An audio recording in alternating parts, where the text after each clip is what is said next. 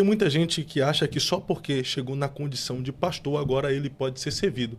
E tem algumas pessoas que ultrapassam, melhor dizendo, pulam etapas. Ou seja, ela não espera o tempo oportuno de Deus. Tem alguém que não se contenta mais em ser só pastor. Tem gente que quer ser bispo, apóstolo, né? E eu tô vendo agora uns bispos e uns apóstolos com 20 anos de idade. O cara tem 19, 20 anos e já é bispo e apóstolo. Nisso aí, o seu mestre e discipulador, missionário Davi Miranda, acaba sendo um grande exemplo, que passou a vida toda a construir um império de igreja e ficou sempre sendo uma pessoa simples na condição de missionário. Não posso falar sobre o seu coração, mas de tantos títulos que ele poderia ter para si, apóstolo, bispo, ele decidiu ser um simples missionário, fundador da IPDA, não é? Eu não vejo problema em ser apóstolo, nem bispo, nem... Desde que a pessoa entenda o seguinte: quanto mais eu galgar um passo, eu não tô deixando de ser. Por exemplo, cooperador. Quando você é um diácono, você não deixa de ser cooperador. Você só é mais cooperador e mais diácono. Só aumentou tua missão de servir. Quando você se intitula presbítero ou pastor, você não deixa de ser cooperador. Você é cooperador, você é diácono, você é presbítero ou você é pastor. Se quer ser apóstolo e bispo, que seja para servir muito mais e não para ostentar em cima do seu nome. Então o problema não está nem no título, está em não fazer jus à carga que lhe é imposta sobre essa missão. E olha o que Paulo vai dizer, porque a pregação do evangelho é uma obrigação, não é mérito para mim, eu só sou obrigado. Eu tenho um testemunho que eu contei que chegou a viralizar um tempo, e eu vou dizer por que eu aprendo muito. Eu aprendo muito com coisas simples, com pessoas simples. E esse testemunho ele acabou viralizando. Eu fui pastor em Guarapuava, e quando eu cheguei em Guarapuava, isso é sobre servir. Inclusive, servir é uma coisa muito complexa. Quando você lê Salmo 100, eu acho que o melhor texto para servir é Salmo 100.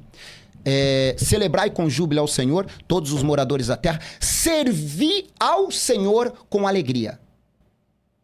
Pera lá, a palavra servir e alegria, elas estão em extremos. Porque é melhor você servir ou ser servido? Ser servido. Qual que é melhor? Ser o garçom ou ser aquele que diz, manda picanha? O que pede a picanha. Qual que é melhor? Lava o meu carro ou lavar o carro? Mandar alguém lavar o carro ou ter que lavar o carro de alguém? É mandar alguém lavar o carro. A regra, em geral, o melhor é ser servido. Aí a Bíblia vem e quebra todo o paradigma e diz assim, ó, servir ao Senhor com alegria. E como que a gente pode servir e estar alegre ao mesmo tempo? Só existe uma forma, se você amar. Ninguém consegue servir e estar alegre sem esperar recompensa. Não, eu vou servir, mas não estou esperando nada em troca se você não ama. A minha esposa, quando o Alisson tinha acabado de nascer, o Alisson é de Guarapuava. O Alisson deveria ter ali um mês mais ou menos, o Alexandrinho é um ano e pouco mais velho. Então o Alexandrinho era pequenininho ainda. E em Guarapuava é muito frio. Então tem época que congelava a água na torneira lá. Se você não pegasse água num balde ou num recipiente, você congelava a água na torneira. E um frio, eu lembro que o Alisson chorou, a minha esposa levantou para dar mamar para o Alisson, mamar no seio. E o Alexandrinho viu o choro, começou a chorar. A minha esposa, com frio, foi lá na cozinha, pegou a mamadeira, encheu de leite e veio na boca do Alexandre. O Alexandrinho mamando e o Alisson mamando no peito e ela dando a mamadeira pro Alexandrinho. E ela rindo e dizendo, ai que bonitinho, ai que lindinho, ai que fofinho. Falei, como é que pode? Com frio, sem esperar nada em troca, servir a dois ao mesmo tempo. Amor.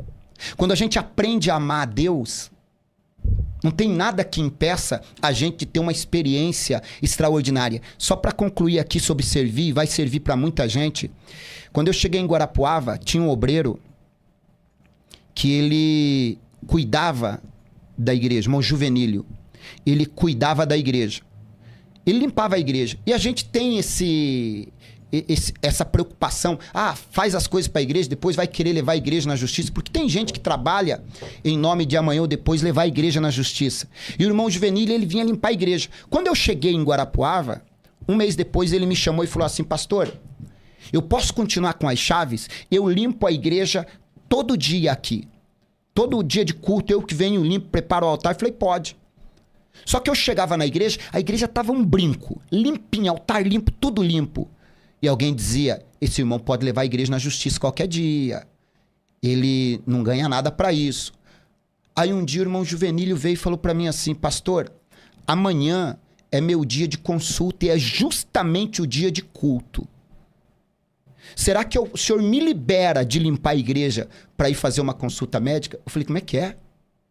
Eu falei, o senhor me libera do culto para eu limpar a igreja amanhã para eu fazer uma consulta? Eu falei, irmão Juvenílio, quanto o senhor ganha para limpar? Ele falou, nada, pastor. Eu falei, o senhor não precisava nem pedir para mim. É a sua saúde em primeiro lugar.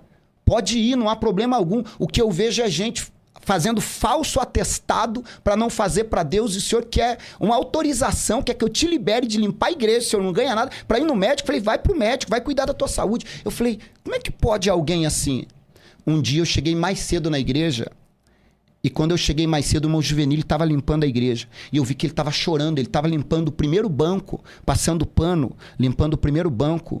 E ele estava chorando muito, derramando lágrimas. E orando, falando baixinho. Eu cheguei pé por pé atrás do irmão Juvenílio e falei, o que será que ele deve estar muito doente, deve estar reclamando da vida. E quando ele estava passando pano, ele falou assim, Senhor, e eu atrás dele, ele orando, obrigado pelo privilégio. Eu era um bêbado, eu era um perdido, e o Senhor me transformou e me deu o privilégio de limpar os bancos desta igreja, o altar desta igreja, coisa que no passado só homens que eram determinados a fazer isso, os levitas poderiam. O Senhor me deu o privilégio de trabalhar na tua obra. E ele passava o pano e dizia, usa o pastor Alexandre hoje. E quando aquelas almas aceitar o Senhor, que o céu faça festa, usa ele com a pregação do evangelho. Naquele dia eu entendi que o irmão Juvenílio aprendeu o que era servir. Naquele dia eu entendi que ele não estava servindo por uma mera expectativa de uma causa na justiça. Era gratidão, era pelo que Deus já tinha feito por ele. E tudo que eu faço, eu não faço para Deus me dar algo em troca. Eu faço porque eu acredito que o que ele já fez por mim é impagável. A gente não consegue pagar. Não consegue. Eu já tentei pagar. Eu prego uma média de 60 cultos por mês. Eu já cheguei a fazer 100 cultos por mês. E as pessoas dizem, pastor, você não se cansa de pregar? Não é que eu vou tentar pagar.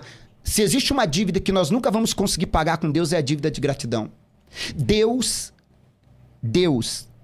é o maior doador do universo. Ninguém doa mais que Deus. Eu dou 100, ele me dá 200. Eu dou isso, ele me dá 1000. Eu dou a minha vida e ele dá a vida por mim e por toda a minha família. É impossível pagar. Não tem como, né? Não tem como. O sacrifício da cruz, onde ele doou o próprio Filho, Jesus, para nos salvar e nos tirar do banco dos réus de sermos julgados e, consequentemente, condenados ao inferno. Como vamos pagar isso? Não tem como pagar. Não tem como.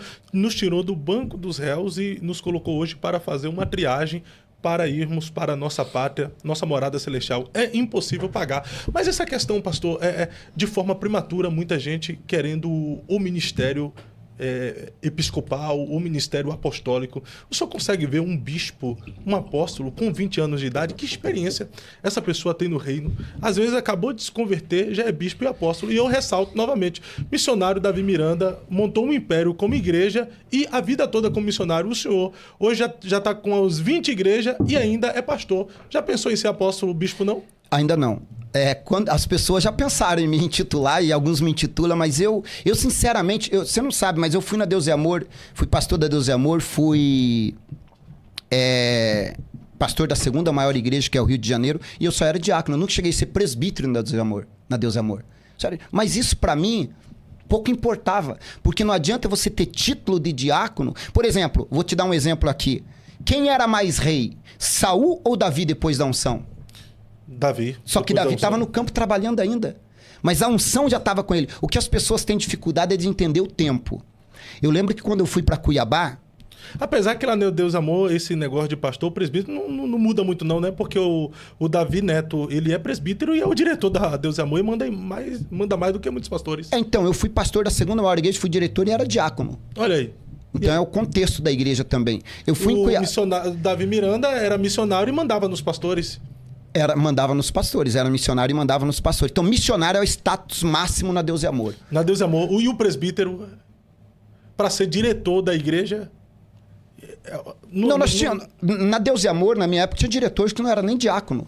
Eram membros. Mas como é que pode um membro mandar mais do que muitos pastores?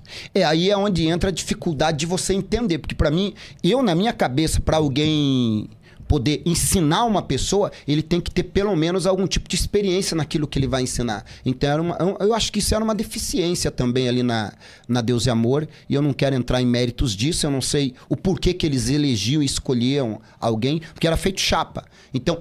Aí alguém vai dizer, não, mas a eleição era feita por aclamação, concordo. Só que, por exemplo, o missionário Davi Miranda tinha a chapa dele, a Ereni tinha a dela e cada diretor tinha a sua. Aí o missionário falava, vocês querem votar em qual chapa? Na do fulano, ninguém votava em outra, né? Pelo menos em todo o tempo que eu tive, ninguém votou em outra chapa que não fosse a do Davi Miranda. Mas não acaba sendo um contrassenso, pastor, colocar alguém que não tem uma experiência ministerial, pastoral, para ser o diretor da Deus Amor? Eu não sei qual é a função do diretor. O diretor acaba tendo uma voz ativa para mudar até alguns regulamentos internos, né? Para interferir em alguns regulamentos internos. Sim. Aí a pessoa é um diácono, a pessoa um membro da igreja se torna um diretor da igreja Pentecostal Deus Amor. Outro sim, o Davi Miranda Neto, ele é presbítero. Por que não consagra logo o rapaz a pastor para que ele possa ter uma autoridade eclesiástica maior para ser o diretor e ter autonomia nas decisões dos regulamentos internos da igreja? Eu acho que seria viável isso. Eu não vejo problema em fazê-lo, uma vez que você quer dar mais função para a pessoa. Então reconhece também. Mas eles têm algumas regras de tempo.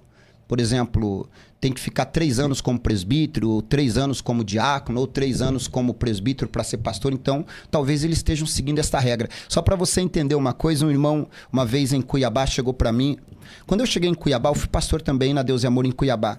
A igreja assim, teve uma revolução muito grande em pouco tempo. E um pastor que era pastor de uma das igrejas chegou para mim e falou, pastor Alexandre, eu vejo que o teu ministério, aonde você chega, cresce muito rápido, as coisas acontecem, você tem uma facilidade de lidar com a igreja e com o povo. Dá para você me ungir, para Deus te dar a graça que você tem? Para Deus me dar a experiência que você tem? Eu falei, dá.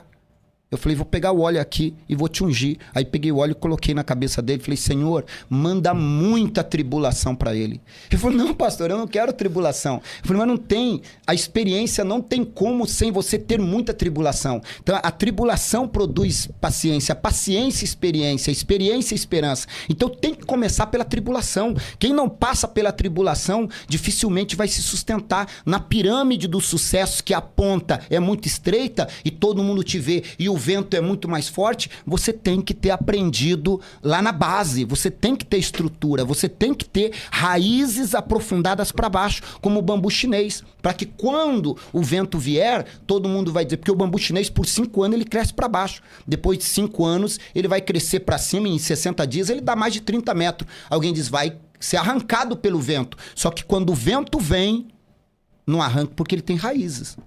Perfeito. E o que falta para muitas pessoas raízes. É raízes. Então, o perigo de você transformar jovens em apóstolos, presbíteros, bispos e pastores é a falta de experiência e você acabar assassinando um ministério que poderia ser um ministério de muito, muito produtivo. É você pegar uma manga verde para tentar comer antes do tempo. Mas tem muita gente que não foi transformado, não foi consagrado. Ele mesmo que se auto-intitula como apóstolo, como bispo, ele mesmo que se autoconsagra. Eu acho que pega o óleo assim, eu me consagro a apóstolo, porque 19 anos, 20 anos, apóstolo, bispo, aí você vai pegar o currículo... virou moda isso, aí né? Você vai pegar o currículo do cara, ele era diácono numa igreja, abriu o próprio ministério e se auto-intitulou apóstolo.